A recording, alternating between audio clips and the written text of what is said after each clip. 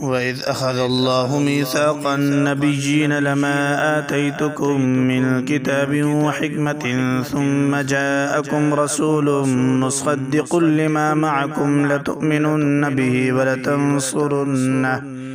قال أأقررتم وأخذتم على ذلكم إصري قالوا أقررنا قال فاشهدوا وأنا معكم من الشاهدين فمن تولى بعد ذلك فأولئك هم الفاسقون أفغير دين الله يبغون وله أسلم من في السماوات والأرض طوعا وكرها وإليه يرجعون قل آمنا بالله وما أنزل علينا وما أنزل على إبراهيم وإسماعيل وإسحاق ويعقوب والأسباط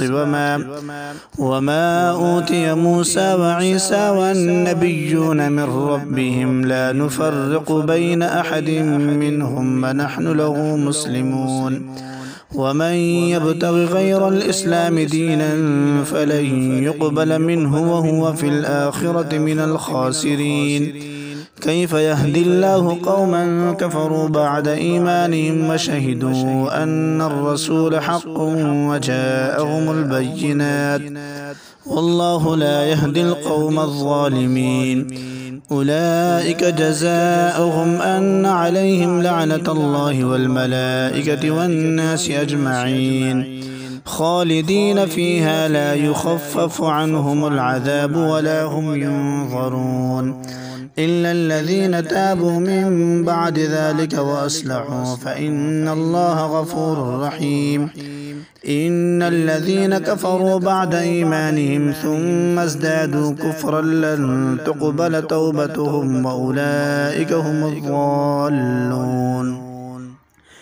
إن الذين كفروا وماتوا وهم كفار فلن يقبل من أحدهم ملء الأرض ذهبا ولو افتدى به